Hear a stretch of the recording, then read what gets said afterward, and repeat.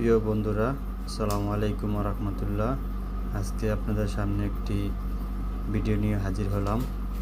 ভিডিওটা হলো ওমানের একটি এখানে সকেট লাগানো হয়েছিল। সকেটগুলো চেঞ্জ করার জন্য এখানে লাইনগুলো চেঞ্জ করতে হবে, এখানে কোনো সকেট দেওয়া যাবে না। তাহলে এটাকে কি করা যাবে? আমাদের দেশে হলো তো কস্টিক লাগা দিয়ে বন্ধ করে দিত। যাই হোক, এটা হবে না, এখানে কানেক্টারও চলবে না।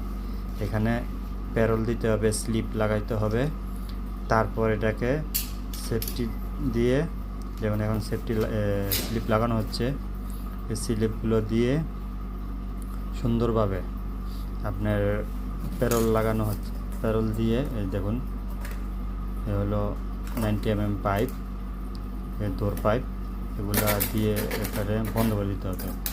যেহেতু এখানের নিয়ম কানুন অনেক কড়া, তো যাই হোক, এখানে নিয়ম কানুন মোতাবেক আপনার এই কাজগুলো করতে হবে।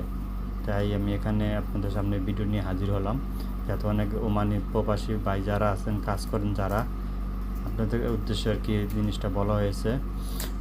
এটা হলো, মনে করেন একটা ফেজের ভিতরে 10টা সকেট দেওয়া হয়েছে। এর জন্য এই 10টা সকেটের কারণে আপনার এখানে পাসিং দেবে না, ঠিক আছে? তো না দেওয়ার কারণে এটা এখন এই নিয়ম করে বন্ধ করে দিতে হবে।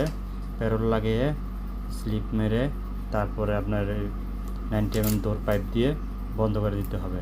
তাহলে আর আপনি এই লাইনের পাসিং পাবেন। পরবর্তীতে আপনার যদি চেষ্টা করেন, পরবর্তীতে এটা খুলে আপনি দিতে পারবেন। যেহেতু পাসিং দেশের আইন তো আপনারা জানেন, যারা ওমানে থাকেন তারা অবশ্যই আইনের সম্পর্ক জানেন।